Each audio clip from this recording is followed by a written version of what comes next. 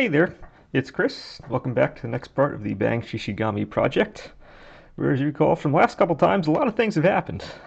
So, had the legs done before, we hardened everything. Last time we went, made it so we can be put back together again, so he's now in multiple parts. And we started blocking off the pants. So all of a sudden, these gigantic knee guards and everything, they're not feeling so gigantic. They're feeling a little more in proportion to what we need here. Now, what I did notice before afterwards is when I put this guy back together, it looks like he's hunched over very far, whereas on the image on the back, he's more kind of laid back. And the good news with that is we can change that. I can bring him back here, put some more clay inside the gap, and that can help him come back into form. So we have that. That's easy enough to do.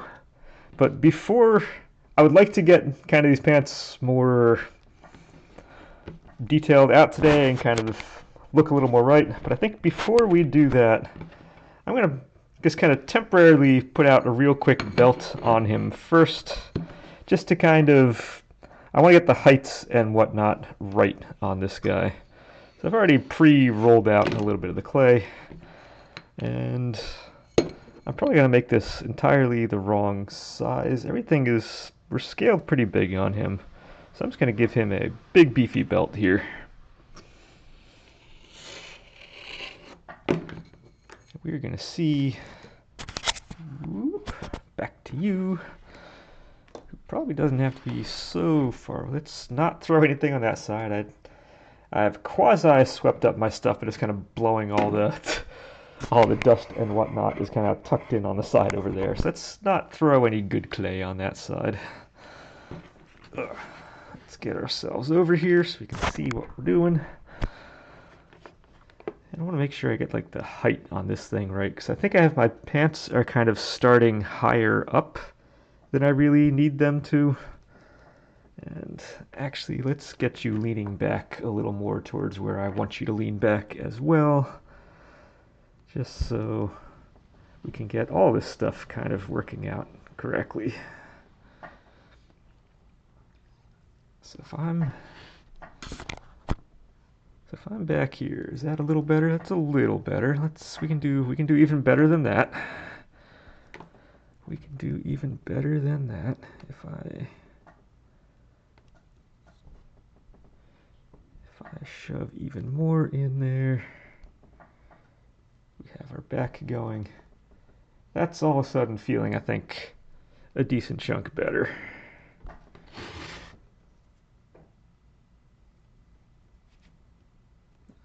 You kind of back like that.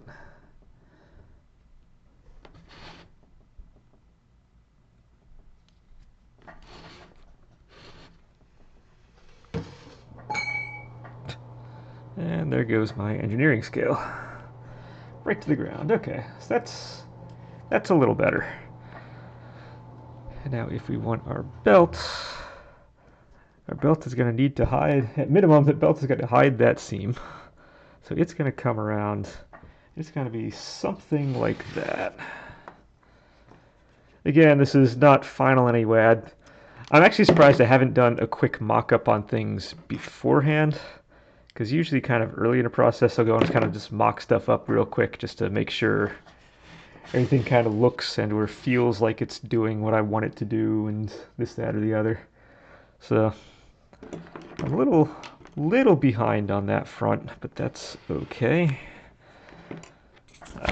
We have that, so we have, this is our width. Let's make you a little bigger, because in addition to this, whoop, we also need a big old buckle on the front. It is a big buckle. It's about the size of its abs.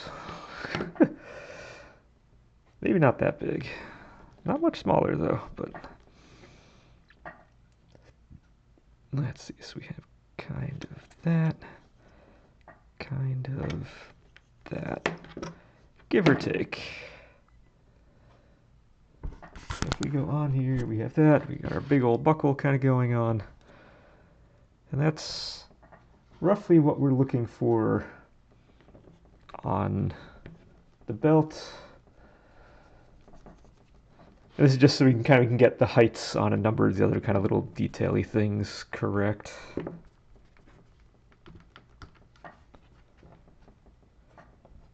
Because in addition to that, he has the string that kind of comes down across, which kind of goes in there.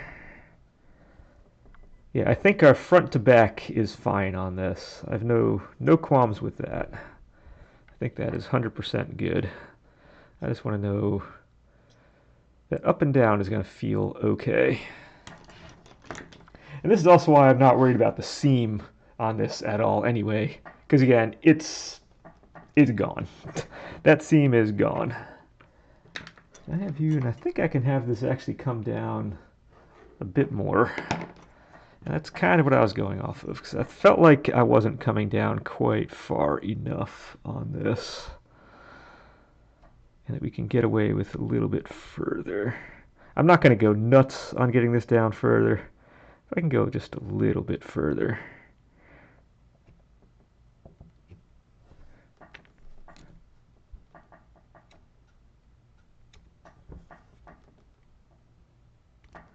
Alright, this stuff stuck pretty good. Which is, considering I didn't use any glue, that's not a bad thing. That means the stuff I want to keep is actually going to be good.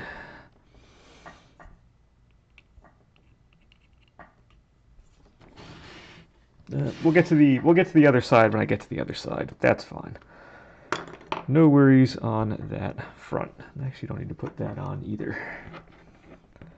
All right, let's get a number of these little flaky things off the ground here, because I don't need... All this stuff is going to do is stick to things, which is not really what I want. And okay, we can see if we're going to have a little more centered, if we're going to have this guy kind of drooping down a little bit, as you can see if you look on the side image, which actually if I'm going to be doing this left leg, I seem to be doing left side first on pretty much everything. Let's go and slide you over and not overlay you on top of the webcam like I did last time and then forget about for 15 minutes. That was some top quality recording on my part, I know, but whoops. We can just say whoops-a-doodle on that one. Let's see, let's start you a little skinnier on this side. How are we kind of going about this? So we have you kind of starting down, looping around, and then you're going to come back up. That's kind of one fold. We do have a mini fold that comes after that.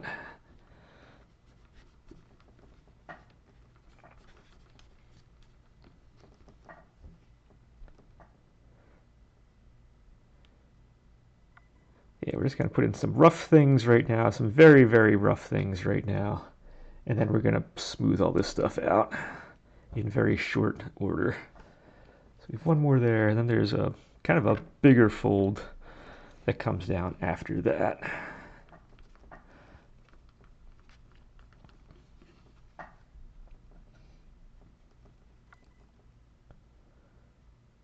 That one starts a little further. It's going to come down and it's going to go up a little more. So we're going to have, so the main crease is still going to be this one that comes all the way from like the leg down, all the way down the leg. But for here, we have a little bit of stuff to kind of fill in. So let's go fill in this little stuff. First off, it's you. So let's get this in here, and it actually comes, doesn't need to go that far up. It comes a little bit up, but not super far. All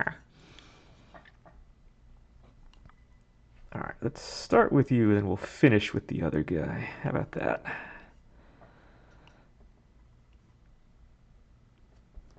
We're going to look super rough, like I said, until this thing kind of magically changes, and all of a sudden, instantly, it's going to be like, yeah, that works. Awesome.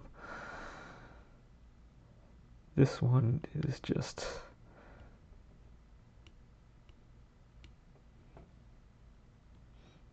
yeah, this one stays kind of small. and then the other one turns into a much bigger deal, and I probably need to add more clay onto this one to make that guy work effectively.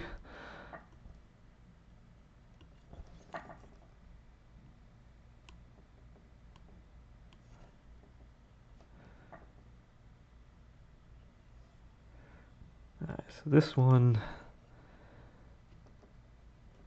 we want to have kind of the sharp edge up top, and then on the bottom edge, it very gradually folds its way down.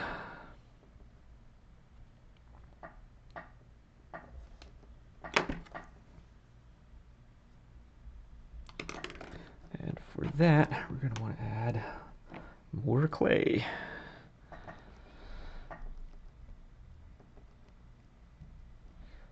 Probably more clay than I just gave myself right there. No, that'll work. That might just work. Because we're going to get this to blend in with that one. And then that's going to kind of gradually bring our way down to the bottom here.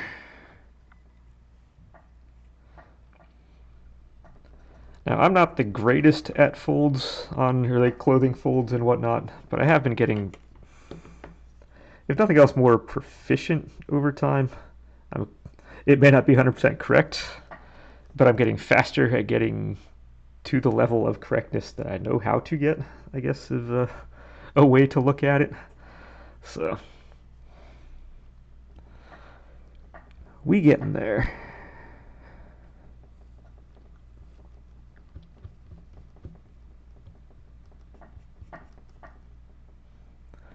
Alright, so we just need to smooth, smooth, smooth.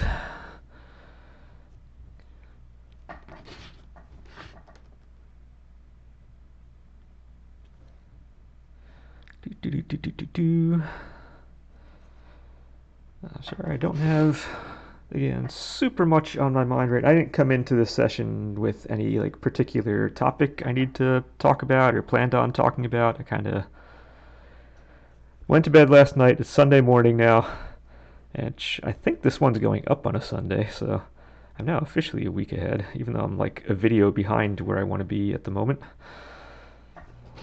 I was hoping to have one video to do today, not two, but it's the way things turned out in the end, and that's not a problem. If I only do one, I'm still fine. I'm still a week ahead. I mean, it's not like I'm not that picky. As long as I'm staying ahead of you guys, so if stuff comes up, we're not going to be missing things. That's the main goal, and I do have enough of a backloggery that we're okay. But at the same time, this is getting more fun now as it goes, because now it's starting to look like something. The beginning for me is always rough. Now that I'm here, it looks like we're making a character, and that's the super important part in terms of just... And the farther we get, the more it looks like the character, the more fun it is, the more you want to come back and kind of keep going. Cause it's like, yeah, this is looking awesome. I got a guy going. And yeah, it is amazing just how much more enjoyable it can be getting to this phase. That said, I'm not sure if I'm going to be doing the jacket and arms after this, or I'm going to be doing the head and face and stuff after this. I'm still not 100% sure which way I'm going. I'm actually kind of leaning towards the head and face right now, if only because the jacket comes up so far that it might be hard to then blend the neck into here. So it might be worth getting the head and face on first, and then maybe come to the jacket and do the hair, the scarf. Scarf is going to be kind of one of the last things. The scarf goes on top of the sleeves on this, it looks like. So that may just kind of wind up coming towards the end.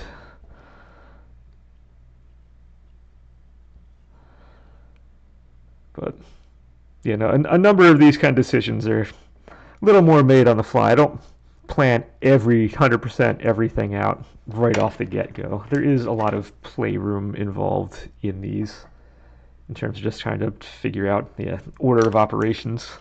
I know where I want each segment to kind of be and look like in the end, but how we get there is kind of deterministic based on how things go beforehand. Because one of those rules of thumb is if you're not sure what you're doing on something, like in this case, I'm not sure 100% my order of operations, do something you are sure of first, and then that kind of that can make it a lot easier to figure out what the next step's going to be when you look at it. So my goal is it's like if I'm doing a bookcase or something like that, like a custom one, and we know exactly how to fit something into space. Sometimes you get into an area that you're not 100% sure. I don't know how I'm going to do like the details on top. I'm not sure I'm going to officially tie something into the environment around it. So we work on like the general form. We see roughly how it's going to fit. And then once we get that going, we can start figuring out the details, figuring out how things actually fit in and going. Not everything has to be done at once, and when it's not, yeah, just work with what you do know and work towards what you don't. Because what you do know is not going to change because you know it's going to be that way. And that the more of that you get done, the more you limit the other parts that you may not know. So, which makes ultimately making the other choice easier in the end because you don't have as much stuff to worry about.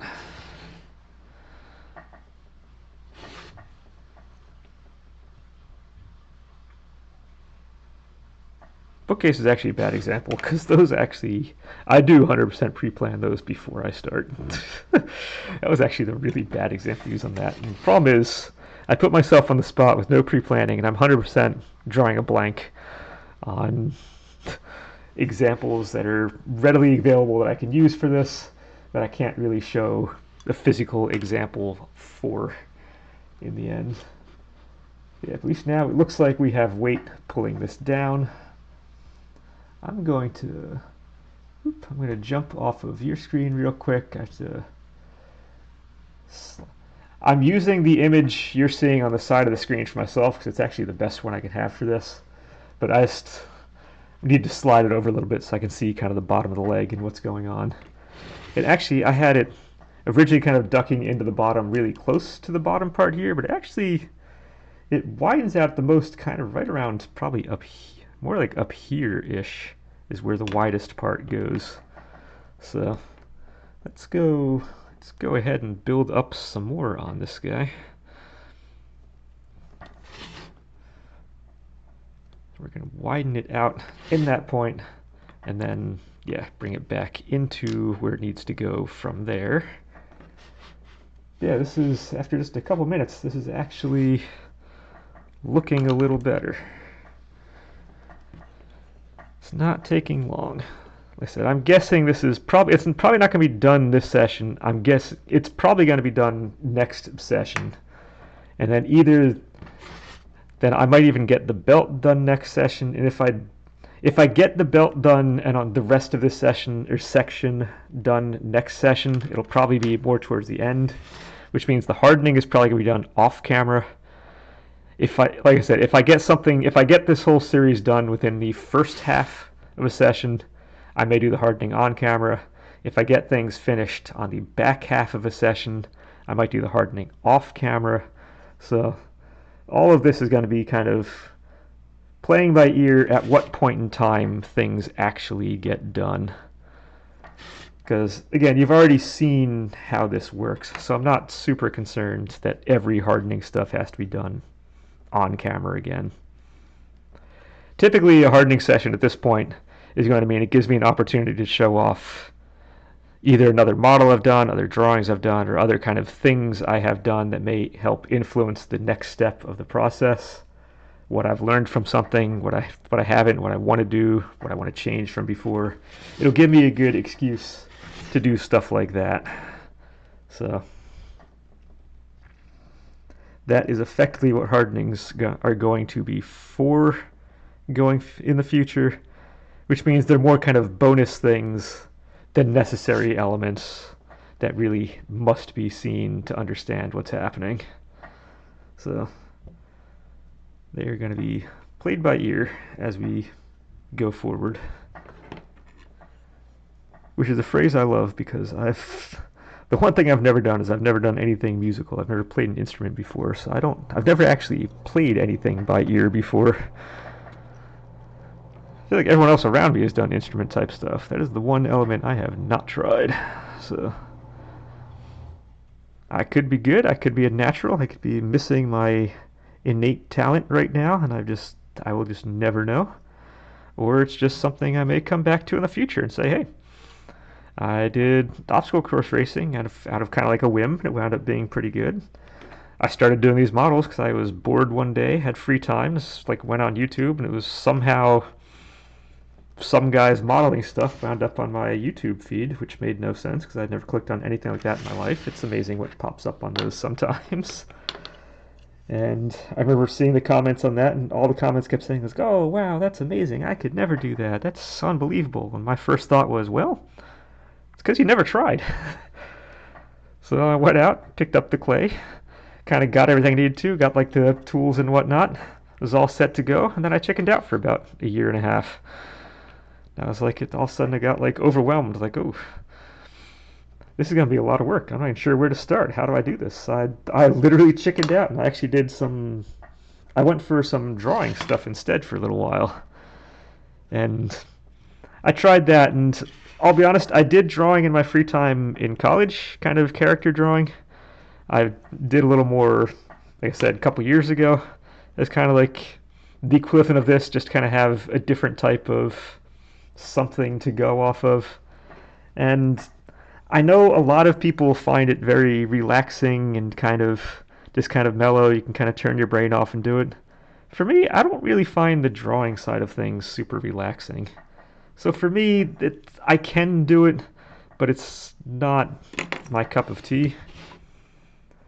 And maybe at some point, like I said, if I do one of these hardenings, maybe at some point I can break out some of the sketchbooks I have and I can show you what I've done. Because I think it was the bad drawing stuff from session 6, I think it was, that I'd shown off before. Where I was doing the eye example on how the iconography, how you view certain elements as an icon, and that's just how you see it. So if you draw an eye, you're going to draw it the same no matter what shape you go on. If you see a nose, you're going to draw it the same no matter if you're on the front or side view. If you have a foot, you're always going to draw it like to a side because that's just how you see it, whether it's supposed to be forward, back. It's just you just see these things as icons, or your brain interprets it as icons rather than what they actually are. And yes, I did a not so great. Sorry, I gotta. Let's see. I need to pop you on top of something so I can get underneath. If it made you feel any better, I couldn't see what I was doing either. But no, I did like the really bad sketches on that, but I do have an ability to draw. I still have like I'm going to call it blank page syndrome. You get a blank page and I have nothing. I can see what's in front of me and kind of recreate an image in front of me fairly decently now, or at least if I give myself a little bit of practice, I can probably get there without too much issue. However, yeah, I don't find it necessarily relaxing doing it. It's probably fine for a drawing or two, and then I'm past it. I've always enjoyed more of this 3D stuff. Even in college, I was having more fun doing the 3D renders on the architecture projects that we did than I did actually probably on the design part of it. So it's just, I enjoy this 3D part more. And even on the summer jobs, like I said, I did the home remodeling on the summer jobs, so I wanted to see what the other end of the spectrum was. I knew I was going to be the architect.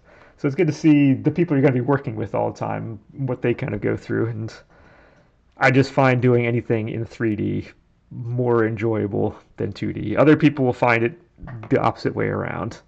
I think a great deal of other people find it kind of the opposite way around, and that is 100% fine. The idea is to find what you enjoy doing and go with it.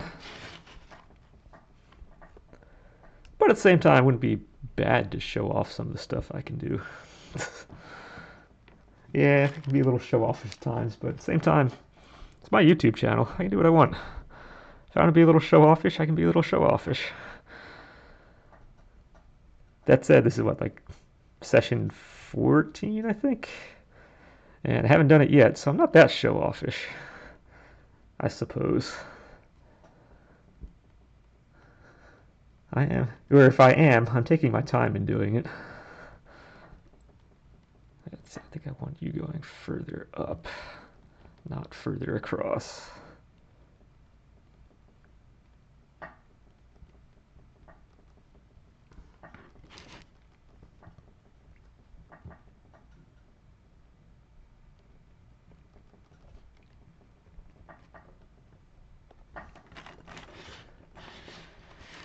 Alright, so we have that kind of going back there. We have you kind of coming up here, so we're getting into something that looks like something. That's kind of our goal. Big one is still that guy, which is not fully developed yet. So let's see if we can get this looking a little better. It helps if it's a kind of a straight line coming down and not a little kind of whoop as it was doing before. So that said, this is a slightly unusual pose for me that I'm doing before, so some of this fold, or some of these folds going on here is a little bit different than I'm used to doing, but it's not terribly different. I should be able to, I think, relatively quickly get an idea of what looks right and what doesn't look right, and then we go from there. Fabric only folds in so many different directions, so we can muddle our way through this and figure it out.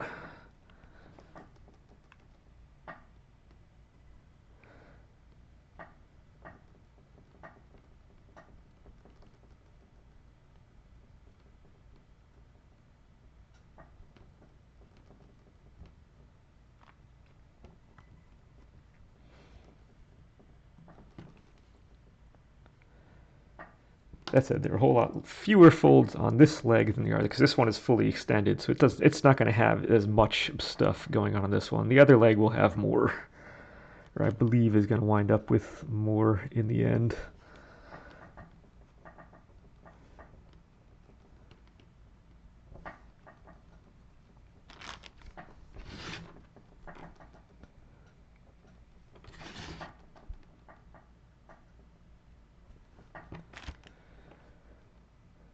Okay, at this point, belt has been pulling its weight, so I'm okay with that. But at some point, it's going to need to go. And actually, where are we? We have that. This guy actually needs to be a little bit higher too.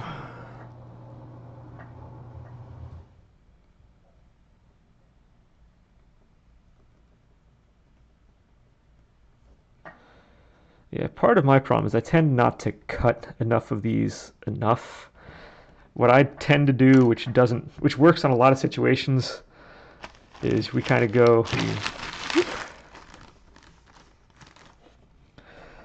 Helps if I had a piece of something in here. Is I kind of do my little string thing. I put it on. I kind of even out both sides of it, and it just winds up being the string thing. So in terms of like your thing that's like an ocean, I tend to make these kind of tend to look like waves. I tend not to do tides very well, which we can see on the bottom fold of what's coming off of this on the example, where it gets high up top and then it kind of merges into the bottom. That's more like a tide. If you're thinking like an ocean, that's more like a tide type thing, where it's only really folding in on the one edge and the other is just a little more of the fabric. I tend to not be as good at doing those types. I tend to be very even in my folds, so there's still a little bit of learning going, or kind of figuring things out going on. But all in all, this isn't terrible. I can see there's going to be a little more, yeah, definitely blending off camera, because again, it's much, for me, I know I keep beating that horse to death all the time here, but it's much easier blending some of this stuff off off camera when my whole setup isn't in my way than it is right now. So we're going to get so far in, and then that's going to be fine from there. Now, what I just did on this guy didn't really do anything. So let's add a little bit more. You come up.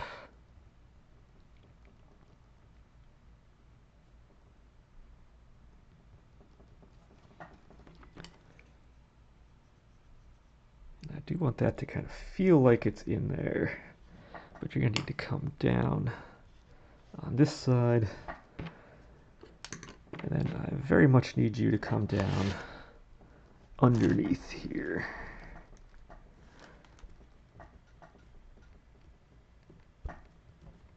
And that's going to become a much larger part of this parachute pant thing that's going on.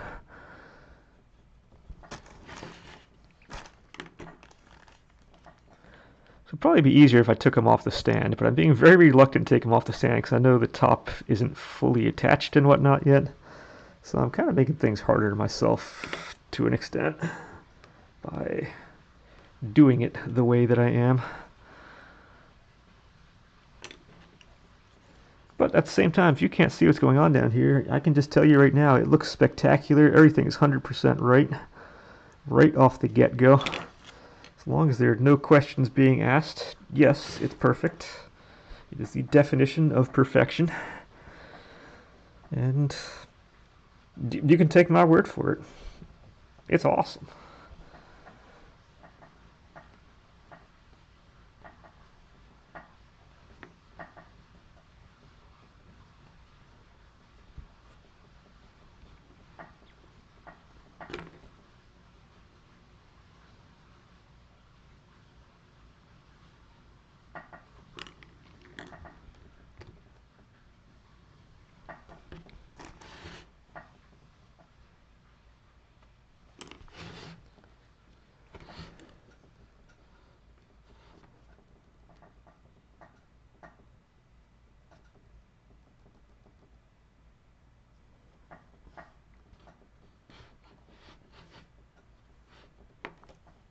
I feel like we need a little more of a void kind of in that just to kind of get that point started in here. And it can blend out. It can blend out from there. I think it just needs a little bit of something.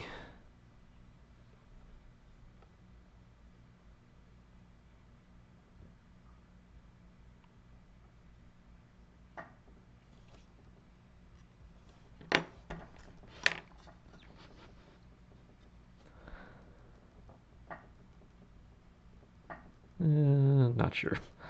Not sure that's right. Maybe we don't do that. Maybe we just keep you there. Yeah, this is where me unfolds. I can get about like 90% of the way there, then something doesn't quite feel right, and then we're kind of stuck. Let me pop you off. Because now with you off, now I don't feel so bad about picking this up and seeing that, yeah, none of this is right. All of this is bad. Know how I said everything was perfect? I lied. I lied, I lied, I lied. We have much work to be done.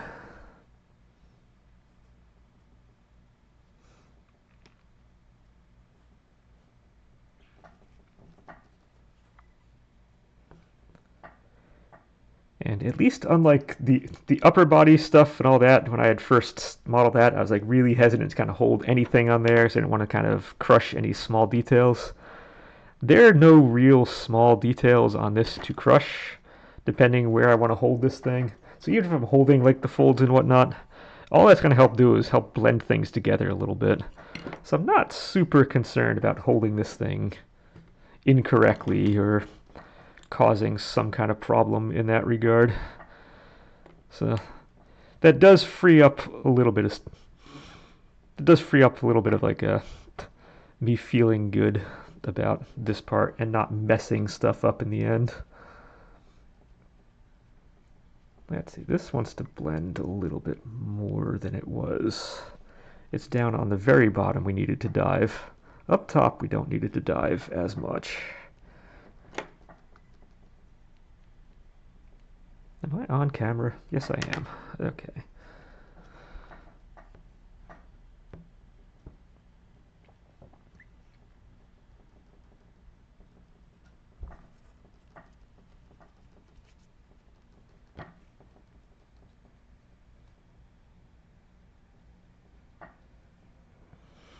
Yeah, now this part's exciting. He finally looks like a character. It's taken a while. It's nice getting the details and stuff. I enjoy when I get to the feet, but I still don't find the feet kind of... I know that I don't stare at them. By the time the project is done, I kind of forget things like the feet exist because I know my eye is always going to go somewhere else. So it's good getting this part in here because I know my eye will go to an element like this. This is what starts to make it feel like... This is what's going to start making them feel like Bang and not somebody else. This isn't going to feel like an Orin. This isn't going to feel like my Ryu. This isn't going to... We're getting into a phase now where it's going to start feeling like the character I want him to feel like.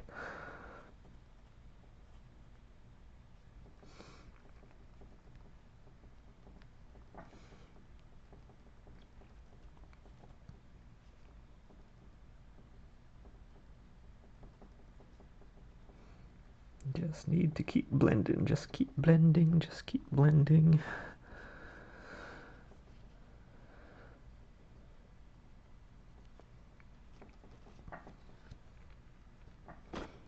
Alright, we are very much out of stuff to talk about, and there's still like 20 minutes to go.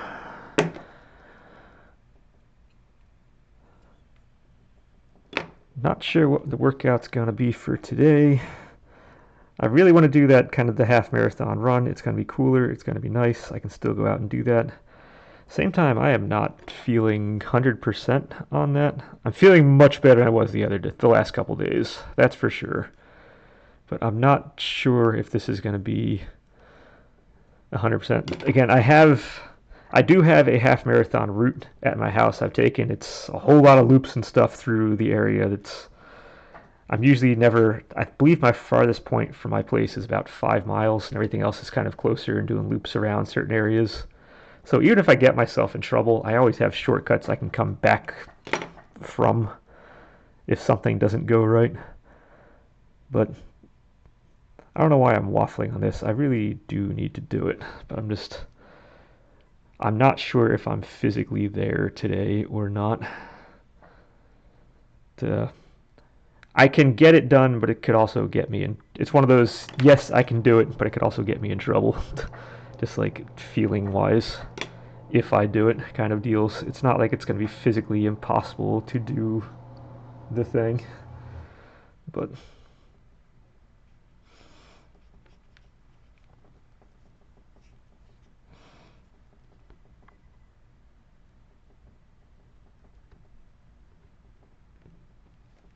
Let's get you kind of in here.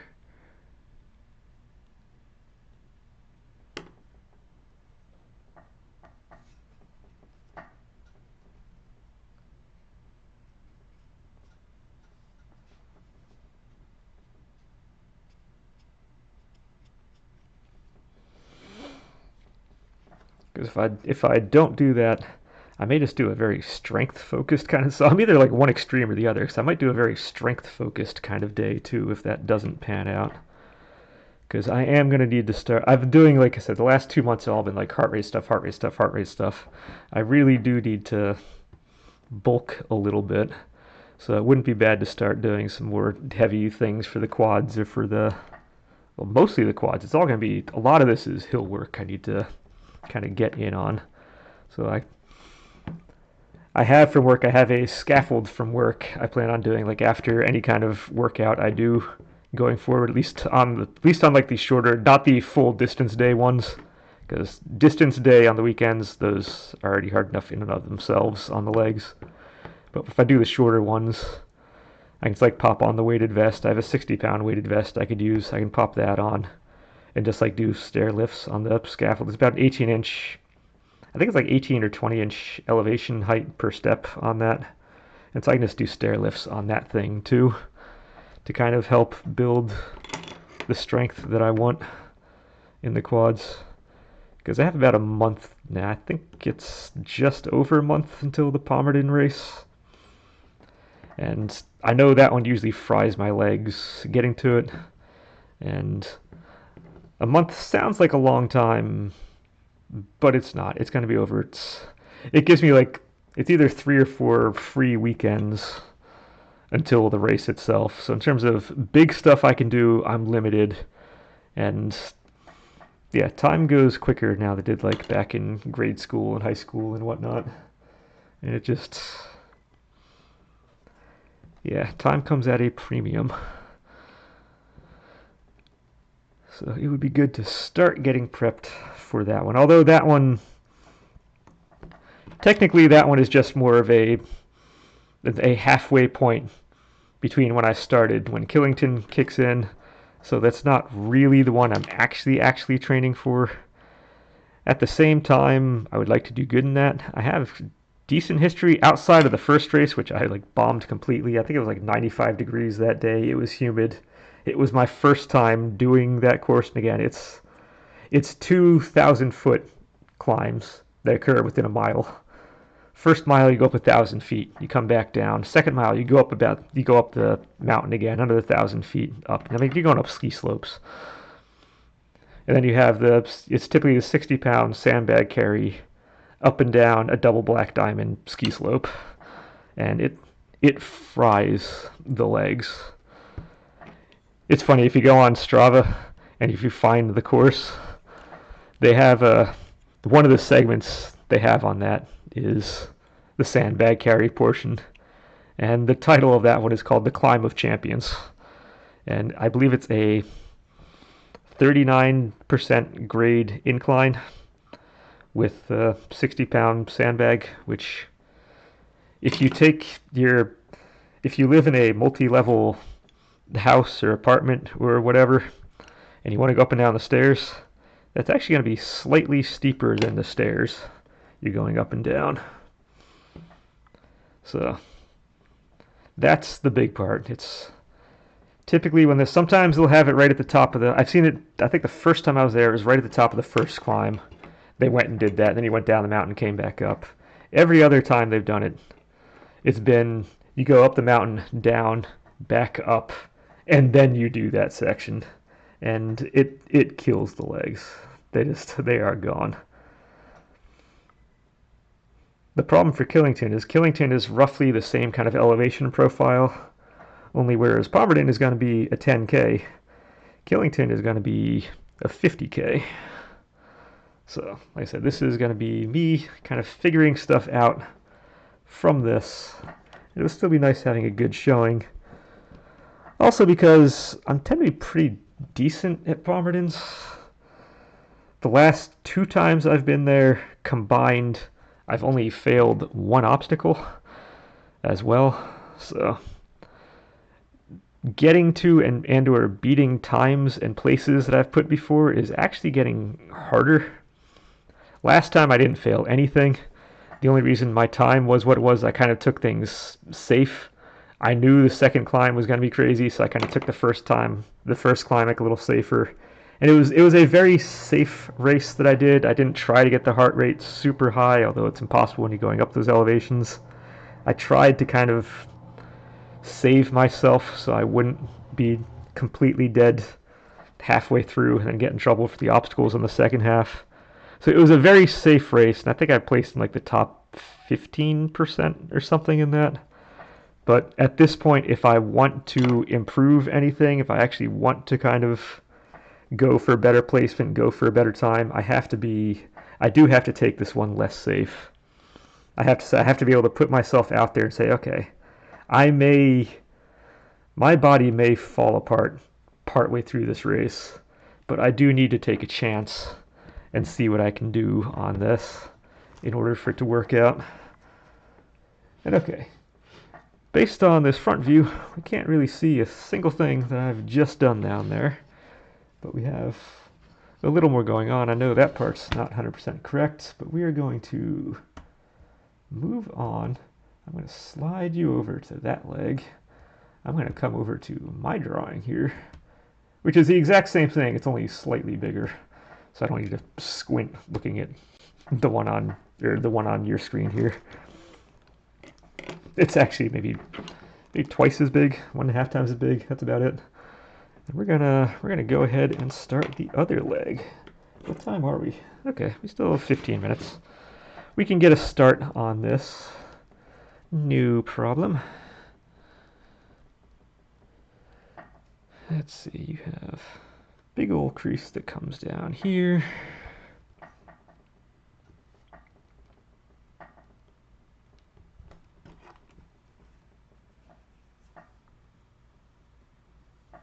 Are we on camera? Kind of. I somehow kicked my camera over a little bit. Yeah, no, I love that course. That course is awesome. It's also very spectator friendly. I remember, because if you're a spectator in that, they have the ski lifts open. So if you like friends, family, whatever, want to come over and actually watch you, they don't have to just stay on the bottom. Like I usually do the Vernon one all the time in northern New Jersey.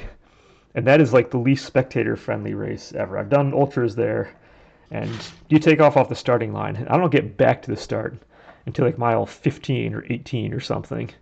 And then all you typically see is a dunk wall and not much more. I mean, it is a terrible, terrible spectator course. Because I think last time they didn't have seating for anybody there. They weren't really offering foodstuffs for anybody there. I mean, it was just, if you were there trying to watch it, it was bad times. But Palmerton is the opposite. Palmerton is awesome. Palmerton has ski lifts open. You can watch everyone go off from the start. You can take the ski lifts basically over any of the athletes going up the first hill. So you can kind of cheer, if you time it correctly, you can kind of like cheer them on all the way through. You can see elements at the top. You then kind of have to wait at the top a little bit to kind of for us to go back down the hill again and come back up. Because when you get back down to the bottom, I'll beat this. I personally will probably beat the ski lift down to begin with, because you're going downhill and like 20-30% grades very carefully, trying not to destroy the legs in the process of that. But then you come right back up the hill. There are a lot of elements you can see up at the top again. And then the last 2 times, I remember the first time going back down the hill the second time, where my parents and my brother were there. And all of a sudden, I'm kind of jogging down the hill, and I hear this like voice from behind me. I look up, and they're on the ski lift, like right over my head, going down the hill. I'm like, what? How? I mean, it's fun times, and they can get back down the hill. They can see all stuff. So as a spectator, you can actually see a lot of the elements. You can probably see half or 2/3 of the elements in that race. Things are going on. There's always stuff happening there. That one is a fun course. So I'm excited for that one.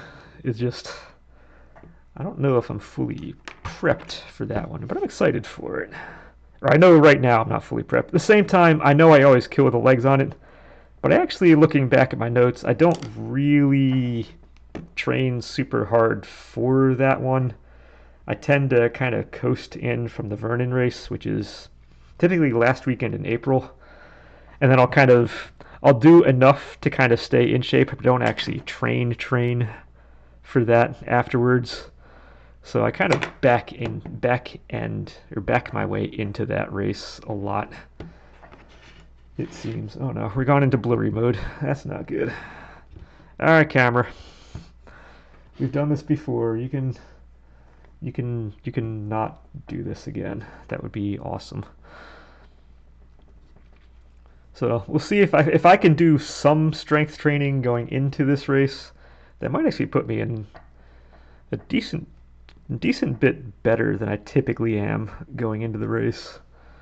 So I'm thinking, even if I don't do the full half marathon today, because it would be nice to have that and just say, okay, my heart, that would be like the good test that my heart is there. That said, a half marathon for me now is actually much harder than it should be for dumb reasons. As I had mentioned, I think in one of the sessions before, I had broken my shoulder. I think it was session 7. I'd broken my shoulder in a cycling accident a number of years back. It was just, yeah, car cut me off. I had nowhere to go, and I was going over 20 miles an hour. And you don't do a forward flip of your handlebars at 20 miles an hour and walk away very nicely. It just, bad things happen when you do that. So when it healed, I now have about twice as much bone in the where the two halves kind of merged together. And what happens is if I stay in a static position for typically about anywhere from like an hour 10 to like 2 hours, good day, it can go up to like close to 2 hours. On a bad day, it's like hour 5, hour 10. I it slightly starts to pinch like on my left shoulder. It will slightly start to pinch off, I guess, one of the blood vessels in my shoulder. So my arm will start to go numb, and then I'll get a pressure that builds up in there, and then everything about me starts to fall apart. If I go super far or any much past that, I could probably pass out. I know for like the first 3 years after I broken it, I had like a nephew's baptism. I had a number of like these kind of smaller things. We kind of have to stand for a while and just kind of be in a static position. And I remember a number of those things I had literally almost passed out just from, I could not take the pressure anymore that was kind of building up, and it ruined everything. So if I'm running, I can only last so long. If I'm on a flat handle bike, I can only last so long. If I go for a hike, I can only last so long until I have to stretch it out, sit down, do something. Obstacle course racing I do because I'm always moving around. You're like doing monkey bars, you're carrying stuff, you're always moving around. In my day job, I'm always moving around doing stuff. So for the vast majority of things in my life, it doesn't really affect anything. But for those 3 activities, flat handle bike, I typically have a road bike which I use the aero bars on, and kind of if I'm switching from aero bars to not, that's enough to kind of loosen everything up. But if like I said, flat handle, if I'm running, your arm is kind of in that one static position. You think it's moving around a lot, but it's not moving around enough to make the difference. My arm will go numb. So if I'm doing a half marathon at speed, like in a race, I'm usually a little over an hour and a half. Like I said, I haven't broken a 7-minute mile yet on those runs. And I guess any year that goes by is going to statistically make it harder. I mean, I'm over 40, so maybe I won't get that pace. But yeah, typically an hour and a half is about as long as I can go and kind of put up with it. If I'm having a bad day, that's what I can kind of put up with before I have to start doing some crazy stuff with my arms while running. But if I'm doing any of these heart-based base runs, so let's say I'm doing a zone 2 half marathon run, that's 2 hours at the 10-minute mile that this winds up that kind of tends to be. That's 2 hours 10 minutes, and that is, by the end I am doing some stuff to mitigate the problems that are being caused, and I can make it work, but that's about as far as I go. So if I were to be able to do that, that'll show my heart rate is where it needs, or my heart is kind of what it needs to be. My cardio stuff is what it needs to be. And I'm not going to get much better than that. I can't demonstrate going further than that due to the physical limitation that I have. So that's why it would be nice to get there and I can cross off and say, all right, I'm at this point. I can now definitely move on to trying to fix other aspects of me or work on other aspects of me. But at the same time, I'm not hard set on this. I think a lot of my distant things are probably going to be on the bike going forward, only because I can road bike farther. I can do the 40 miles. I can do 50 miles. I can do a 60 mile, whatever ride. I can do those because I'm always changing the position my body is in. Again, I can go from air bars, I can go from the high handlebars, I can go to the low handlebars. There's always something I can do to make that work. So if I want to swap this out, like I'm going to figure out pretty soon, because once this session's over, then like probably an hour, within like an hour or something of this, I would like to be doing whatever it is I'm going to be doing. I'll figure it out at that point. But I think generally it's going to be bike ride stuff. It's going to take up the bulk of these kind of distance workouts. But it would be nice to say that I've done this. That, in terms of being coolness wise, maybe I go and I hold off. I do it like next Friday night or something. If I know I'm going to have the entire night that I can then recover, I can go and do like, I can head out at like 9 o'clock at night. It'll be cooler. There'll be nobody else out there. Sun won't be out. It might be just nicer in general to do it at a time like that where I can get more out of the run than I probably can at this point. So it might be worth just turning today into more of a big strength day than just the cardio day that it should be. Because again, in both this race coming up and the Killington one, there's going to be so little running involved. They're going to be marches. They're not runs. You get 1,000-foot hill. You get anything like above a 10% incline, I'm going to be walking that. And Prominent has very little that's like outside of 20%.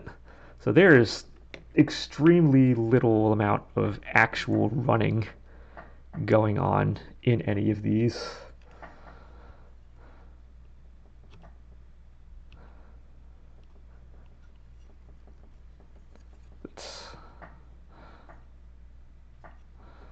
So I'm not super concerned with that part. But we'll see. I'll take another look at the forecast, see what's going on, and we'll take it from there. I said it's just been one of those really dumb weeks to begin with, and I'm feeling much better, but I also don't want to do something stupid at this point. I need to maybe more ease my way back into this in a down. Although it's only been a couple days that I've kind of been missing stuff. I did ultimately go for the run last night. It felt fine, but I'm also at a phase in time where I find it's more important not to mess things up than it is to try to improve stuff.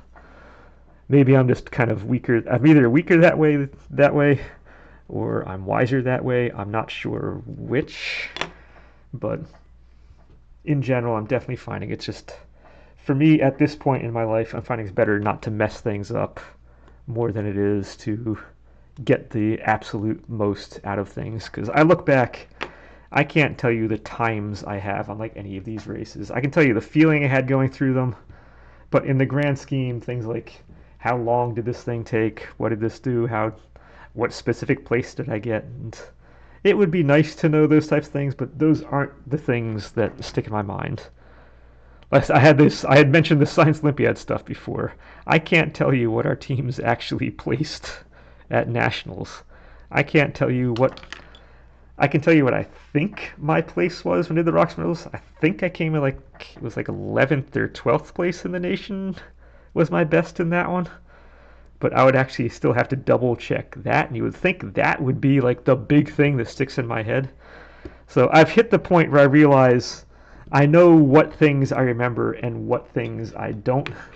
And yeah.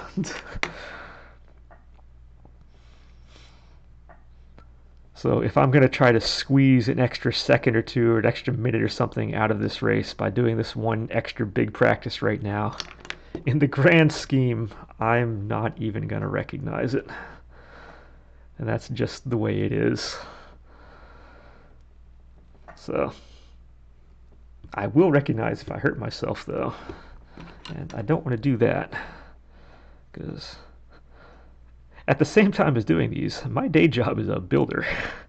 And I hurt myself, I can get myself into a lot of problems financially at the same time. So we're going to try not to... My extracurricular activities here they can affect my real life in ways that I don't want to have them affect my real life. I said, when I broke my shoulder before, I wound up sitting in a chair down in the basement here for 7 weeks, doing nothing. It wound up being roughly 2 months before I got back into work and actually doing full-time work again. Because even after the 7 weeks, I still took the next 2 weeks, and I would come back and I would work for like an hour or two a day, just kind of doing nice, easy stuff. So it was, I think it was around 9 weeks or so from start to actual finish to getting really back into everything again. This fold is feeling very not good right now, but we're also see we're at the hour point. So I'm going to go and table this discussion till possibly another time, possibly not. We'll see. Let's go and put the top back on here again so we can see how we are all looking here. I see I took off my belt buckle. All right, that's fine. No belt buckle. Let's get that back out so we can. Yeah, this is where we're looking now, and wow, I'm just looking at this right now, and that is definitely looking better than we were before.